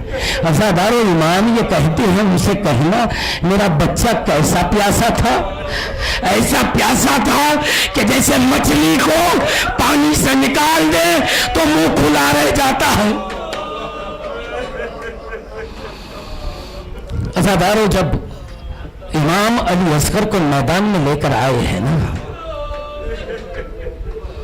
سنیں آپ, حرملا نے جب تیر چلایا ہے, تیر سنسناتا ہوا چلا ہے, تیر علی اصغر کے حلقوم سے پار ہو کر امام کے بازو میں پیوست ہو گیا. نہیں عزادارو آپ نے کئی بار سنا یہ, میں آپ سے ایک سوال کرنا چاہتا ہوں آج, یہ آپ نے کئی بار سنا ہے, تیر پار ہو کر بازو میں پیوست ہے. ذرا میری جانب دیکھیں, بچہ گود میں ہے, تیر پیوست ہوا ہے, ذرا مجھے یہ بتائیں اب حسین تیر کیسے نکالے؟ اللہ اکبر.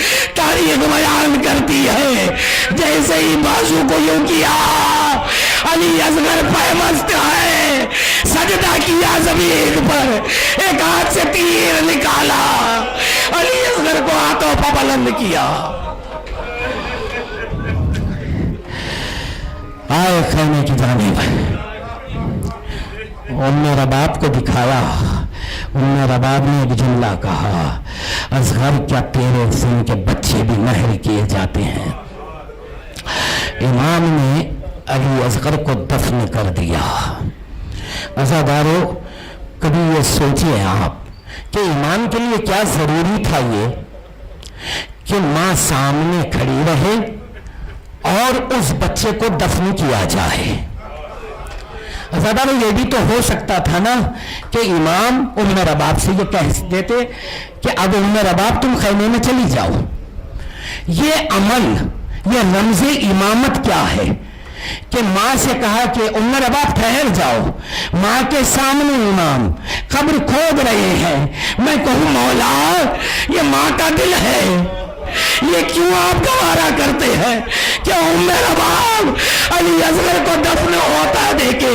مجھے نہیں معلوم امام کا کیا منشا تھا, مگر دل کی عقیدت یہ کہتی ہے شاید امام یہ جواب دے کہ دیکھو آنے والے واقعات میری نگاہ میں ہے, آج ام رباب کی ایک دولت میں یہاں دفن کر رہا ہوں, کل زندان میں نہیں رہوں گا, سکینہ دفن ہوگی, آنے والے واقعات کے لیے ام رباب کا دل مضبوط کر رہا ہوں. الا لعنت اللہ علی قوم الظالمین وسیعلم الذین ظلموا ای منقلب ینقلبون.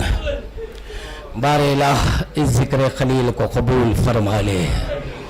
دنیا میں جہاں جہاں مومنین ہیں جو عزاداری کے لیے تڑپ رہے ہیں, یہ جو کورونا نامی وبا پھیلی ہوئی ہے, اللہ بتصدق بیمار کربلا اسے نست و نابود کر اور تمام مومنین کی حفاظت فرما دے. ماتم حسین.